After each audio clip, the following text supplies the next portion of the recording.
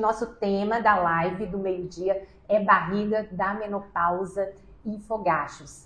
Quais que são as nossas intenções com esse produto aqui, né, que é a nossa live? É trazer para você, mulher 40 mais, informações sobre menopausa, sobre quem está no climatério aí, informações de sinais e sintomas. É uma conversa rápida para a gente ter aqui, vai ficar gravado para depois, quem não pôde assistir, né, assistir. Não estou conseguindo colocar o nome, mas eu já vou começando a falar sobre o conceito aqui, né, desse por que a gente tem essa gordura abdominal aumentada nessa fase da vida. Oi, Carla. E por que tem os fogachos, né?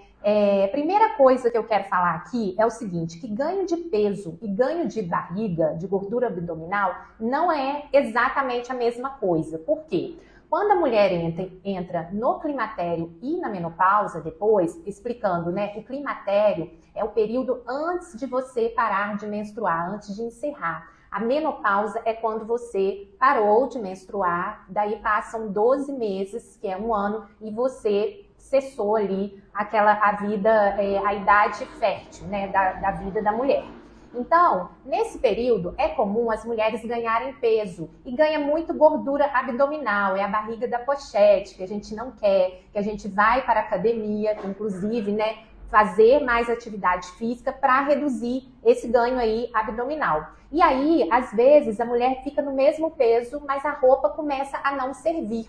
Já acontece com algumas pessoas. Começa a não servir, por exemplo, nessa faixa aqui da nossa cintura. E aí que a nutrição vem te ajudar, por quê? Porque nesse momento você começa a fazer uma resistência à insulina, ou seja, tudo que a gente comia antes e não ganhava peso facilmente, agora você ganha. E nessa fase aí, a mulher vai ter o quê? Menos massa muscular, mais gordura corporal e mais nessa parte aí abdominal. Vocês podem observar que as mulheres mais velhas, quando a gente vê em grupos, né, da terceira idade, por exemplo, né, mulheres com 60 anos, mais 65, elas já vão ter esse padrão de uma barriga maior. Então, essa pochete aí, ela começa por quê? Porque falta o hormônio, o estrogênio, né, que é o hormônio da vida, vamos dizer, da vida fértil da mulher, onde ela pode engravidar, e essa transição menopausal aí de hormônio vai favorecer essa mudança na composição corporal. Então, ao mesmo tempo, a gente vai ter aí, nesse processo de envelhecimento, a perda muscular, né? A diminuição do sono, que aí vai ser em outro tema, eu vou estar falando aqui de sono também. A alimentação, às vezes, se você vem com uma alimentação já mais rica em carboidratos, né? Eu sempre pergunto no questionário, o que você gosta mais de comer? Qual é a refeição? É almoço ou é lanche da tarde? Né? Então, quando eu vejo aquela pessoa que o padrão dela é lanche da tarde, então é uma mulher que gosta de quê? De tomar café, de comer bolo, de comer bolacha. E aí, isso funciona muito ruim, porque aí essa mulher vai ter um maior ganho de peso e um maior ganho da gordura abdominal. E aí, isso vai complicando, porque a gente tem gordura abdominal e a gente tem a gordura visceral. Então, qual que é a diferença dessa gordura aí, dessa pochete na menopausa? Quando a gente tem a gordura abdominal, é quando a gente faz aquele teste da prega, né? Na academia faz. Existe o adipômetro, então eu pego aqui e vou medir qual o percentual de gordura dessa pessoa. Quanto mais fora do peso ela está, maior o percentual dela de gordura. E a gordura visceral, que é o problema, é aquela mulher que vai ter o quê? Esteatose hepática, que é a gordura no fígado. Então, essa gordura ela vai estar entranhada nos órgãos, nos nossos órgãos abdominais. Por isso, gente, que é importante eu ter uma alimentação saudável, de qualidade, e fazer atividade física. Por quê? Porque nesta fase de climatério / menopausa, o que acontece? O seu corpo já não funciona tão bem quanto o anterior, quanto nas fases anteriores da vida, que a gente queimava mais gordura, faz mais atividade, e aí que a gente tem que entender que não é uma questão só estética, é uma questão de saúde. Por isso que a gente tem que cuidar, né? E junto disso vem o quê? Glicemia alta, triglicérides, né? Semana que vem vou estar falando sobre exames de sangue, explicando por que a gente tem que fazer, o que a gente olha nesses exames, para que você vá alinhando tudo muito bem na sua alimentação e chegue nessa fase de menopausa, ok, né? Minimizando. Eu não sei se vocês já ouviram falar, a gente tem 102 sintomas catalogados na menopausa. Então, às vezes, uma mulher que vai dizer assim, eu não engordei, eu me cuido. Oi, Bianca, tá boa, querida? Prazer falar com você, te ver aqui. A mulher, então, que se cuida, né, e fala assim, eu não tenho sintomas da menopausa. Você vai ter algum sintoma. Assim como eu tenho poucos, mas acho que não tenho nenhum. E nesse estudo, né, são vários estudos feitos por ginecologistas, por endocrinologistas, né, que é muito importante nessa nossa fase da vida, você vai perceber que algum sintoma ali te pega. Tá? Então, dentre eles, né, a gente falou aqui de um sintoma muito estético, né, a gente vai ter também o nosso outro tema rapidinho aqui que eu trouxe, que é o fogacho. Dentro desses sintomas da menopausa, a gente tem que entender, hoje se entende isso, que a menopausa ela é uma alteração neuroendócrina. Então, eu falei do endocrinologista, que é o médico que vai ver os hormônios, né? E vou falar agora dos sintomas neurológicos, né? O que acontece? Muitas mulheres relatam falta de memória, né? Vou ali no mercado comprar alguma coisa, volta e fala assim, nossa, eu saí para comprar um detergente e esqueci, comprei várias coisas e não comprei o que precisava. São essas questões, falta de lembrar, né, de uma data de aniversário, falta de lembrar o nome da pessoa, você está conversando com a pessoa, ou você vê alguém na rua e fala assim, como que é mesmo o nome daquela pessoa? Então, isso tudo acontece também como um sintoma da menopausa. E o fogacho, que é o segundo sintoma aqui dessa live, o que a gente pensa, né? A gente entende assim, como se no nosso cérebro tivesse um termostato responsável ali, ó, regulando o quê? A nossa temperatura. Por que o fogacho acontece? Muito comum dele acontecer à noite, da pessoa deitar para dormir e ter, né? Então, esse termostato que a gente tem, que controla a nossa temperatura, durante o período de climatério, onde a mulher vai ter essas oscilações hormonais, então um mês produz, outro mês não produz o hormônio, né? Ela pode ter esse sistema mais sensível. Vocês vão observar que não é toda mulher que tem o fogacho. E aí, eu vou também falar algumas causas, tá? O que causa? Então, essas pequenas variações hormonais vão desencadear essa onda súbita de calor, né? O que a gente relata? É um calor que sobe daqui, né? Parece da cabeça para cima ou daqui do peito para cima. Por quê? Ele vai ter muito essas características. E outra coisa que está atrelado ao fogacho também, a gente vai pensar o quê? No sistema circulatório da mulher, né? Da vascularização. Então, por isso, quando a mulher tem muitos fogachos, é interessante ela olhar o quê? Se ela está com a pressão dela boa, né? Se está em dia os exames, se ela tem, às vezes, muita retenção de líquido, né? Por quê? Porque esse sangue tem que ir circulando bem ao longo do tempo, né? Do dia, da vida da gente diária, tá? Então, o fogacho acontece muito por isso.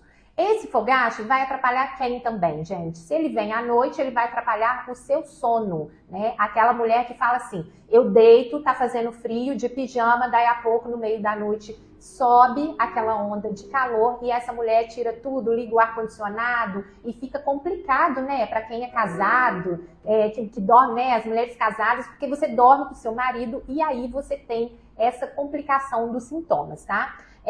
Desses fogachos e desses suores. O que é muito bom na nutrição para isso, gente, vai ser o quê? Linhaça, tá? Óleo de linhaça, cápsula de linhaça. A linhaça, ela imita um pouco o nosso hormônio e ela melhora. E outra causa que a gente tem que pensar, né, e buscar do fogacho vai ser o quê? O que é o gatilho para esse fogacho? Então, estar fora do peso é gatilho, gordura abdominal, que a gente já falou no início aqui sobre pochete, e cortisol, que é o hormônio do estresse, né? O cortisol, ele vai ter, assim, muita interferência no fogacho. A mulher, quanto mais estressada ela for, mais cortisol ela produz, mais sintomas ela vai ter de menopausa, né? Por quê? Porque aí você não consegue comer direito, planejar sua refeição, fazer uma atividade física, organizar o seu dia, né? Ter seus tempos, um tempo para você fazer uma meditação, um tempo só para você,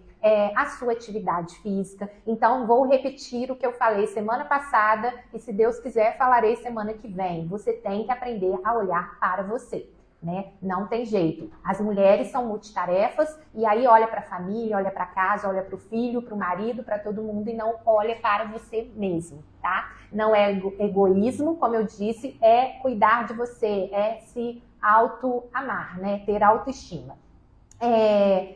Resistência à insulina, então, voltando lá para a pochete, né? Com esse avanço da idade, as mulheres vão ter, mas as mulheres que não se cuidam, não cuidam da nutrição. Tá?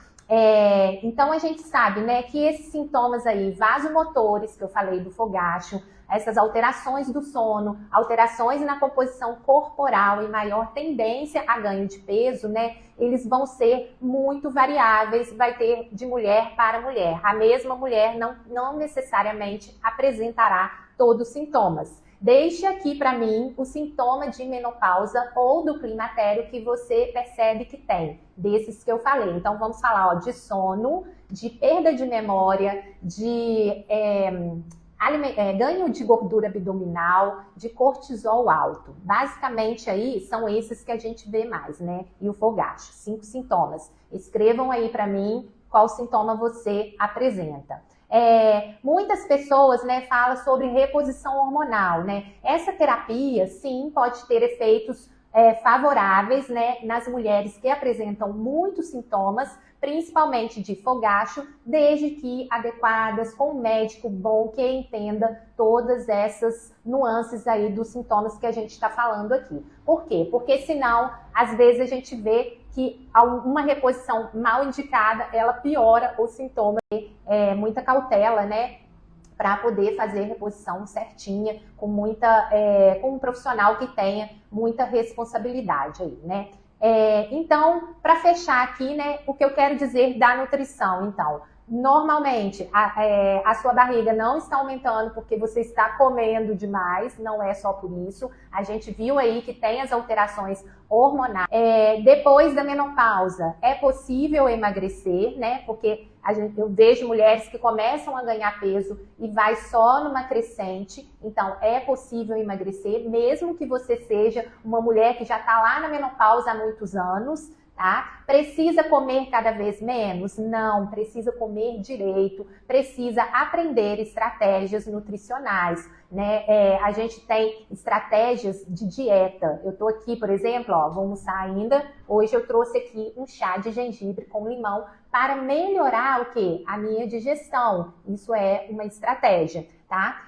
Preciso fazer abdominal para perder barriga, né? Os exercícios abdominais vão o quê? Fortalecer a sua musculatura. Então, precisa. Se a gente pensar que se perde aí massa magra, né? A gente cuidar da postura, fazer um pilates, por exemplo, é uma boa. E o peso, a diferença entre peso e composição corporal, que eu falei aqui. Às vezes a gente mantém o peso, mas a composição corporal está mudando e aí a gente tem que cuidar aí na alimentação, né? E nos exames que você precisa fazer para saber estes porquês, né? Se é de glicemia alta, se é do triglicéride, se é da esteatose hepática, que é gordura no fígado. Então, isso também quero deixar aqui para vocês, para a gente fazer uma diferenciação, ok? Então é isso, pessoal. Uma boa tarde. Até semana que vem. Vou falar aqui semana que vem sobre os principais exames que a mulher precisa fazer na menopausa. Qualquer dúvida, qualquer sugestão, deixem aqui nos comentários. Eu vou deixar a live salva e até a próxima.